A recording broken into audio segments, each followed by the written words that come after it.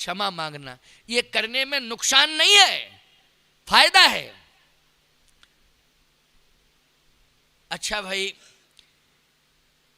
प्रयास करें कि ब्रह्म मुहूर्त में जगें। ब्रह्म मुहूर्त 3:30 बजे से प्रारंभ होता है और सूर्य की किरण न निकल पावे उसके पहले उठने का अभ्यास बनाओ। सूर्य की किरण न निकल पावे उसके पहले उठने का अभ्यास बनाओ। हाँ, विशेष परिस्थिति में आप रात्रि में कोई विशेष परिस्थिति आ गई, विलंब से सोए तो आप विलंब से जग रहे हैं, लेकिन ये नियम नहीं है, इसको नियम मत बनाना, क्योंकि अपवाद है। ये अपवाद है कि हम विलंब से सोए इसलिए विलंब से जग रहे हैं, लेकिन हम यही संकल्प ले लें, नियम बना लें कि विलंबई से सोएंगे और विलंबई से जगेंगे।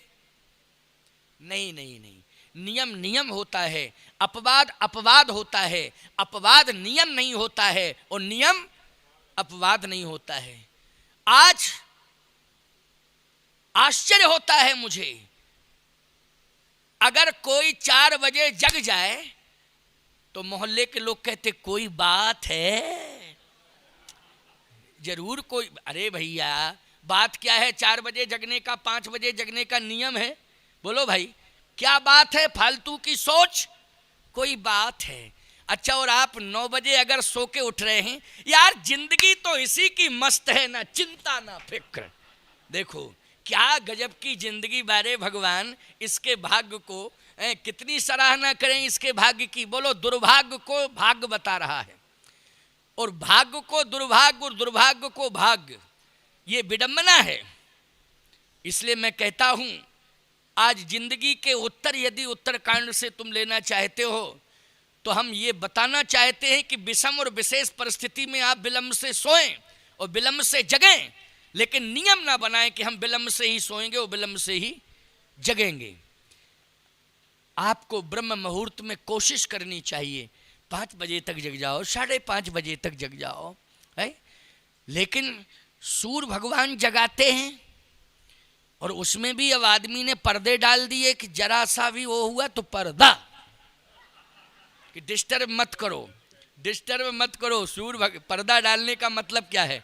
बोलो भाई, हमको डिस्टर्ब मत करो। अरे राम राम राम राम, कितनी हल्की सोच और कितनी विडंबनास्पद सोच है मानव की।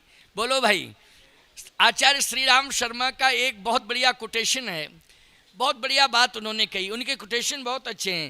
उन्होंने कहा, अपना अपना करो सुधार तभी मिटेगा भ्रष्टाचार, हम बदलेंगे युग बदलेगा, हम सुधरेंगे युग सुधरेगा। बहुत बढ़िया बात उन्होंने कही है। तो मैं कहना ये चाहता हूँ कि दिनचर्या और रात्रिचर्या ये दोनों आपकी संयमित हो जाएं। किसी ने कहा कि ब्रह्म मुहूर्त में उठने से लाभ क्या है, तो डॉक्टर कहता है, वैद्य कहता है कि स्वास्थ्य लाभ। वैद्य क्या कहता है? स्वास्थ्य लाभ, निरोगी काया।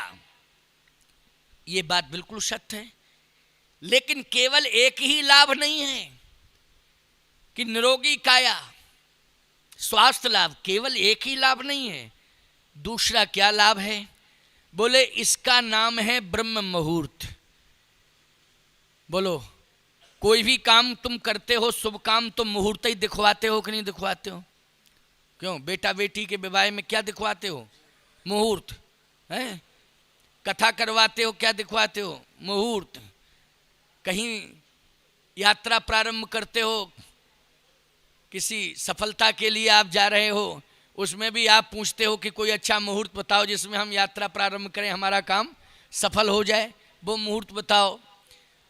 हमेशा मुहूर्त। मकान का निर्माण कराते हो तो भूमि पूजन का भी मुहूर्त, उद्घाटन का भी मुहूर्त है, सबका मुहूर्त। नामकरण संस्कार, पैदा हुआ जीव, नामकरण संस्कार, उसमें भी मुहूर्त। अन्नप्राशन संस्कार मुहूर्त, यज्ञोपवी संस्कार मुहूर्त, विवाह संस्कार मुहूर्त, सब में मुहूर्त ही मुहूर्त। क्यों भैया, है कि नहीं? अच्छा, एक बात बताओ, ब्रह्म से मिलना चाहते हो कि नहीं?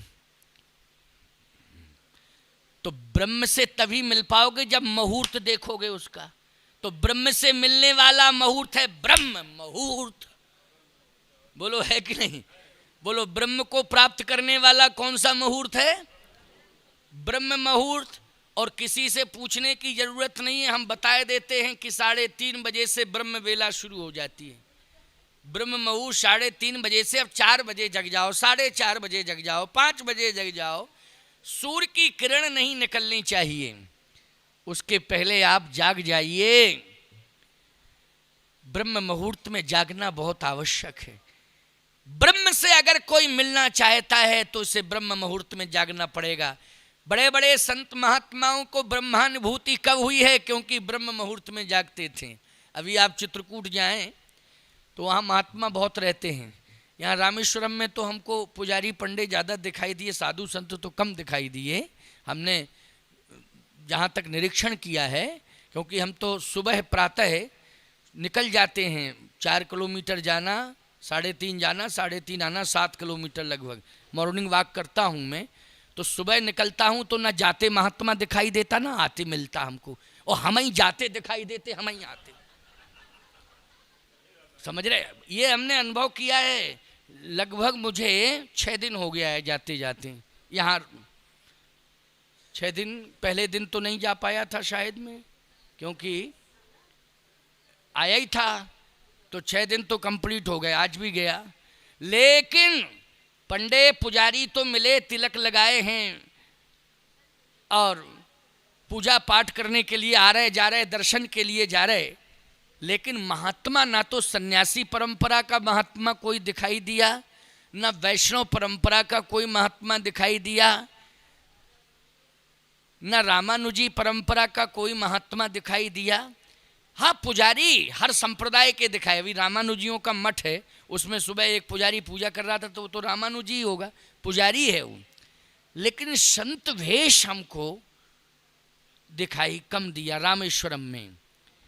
लेकिन चित्रकूट और अयोध्या आप जाएं, वृंदावन जाएं, हरिद्वार जाएं, नैमिष जाएं, हरिद्वार जाइए, नैमिष जाइए, वृंदावन जाइए, चित्रकूट जाइए, अयोध्या जाइए, बोलो भाई, आपको संत बहुत दिखाई देंगे।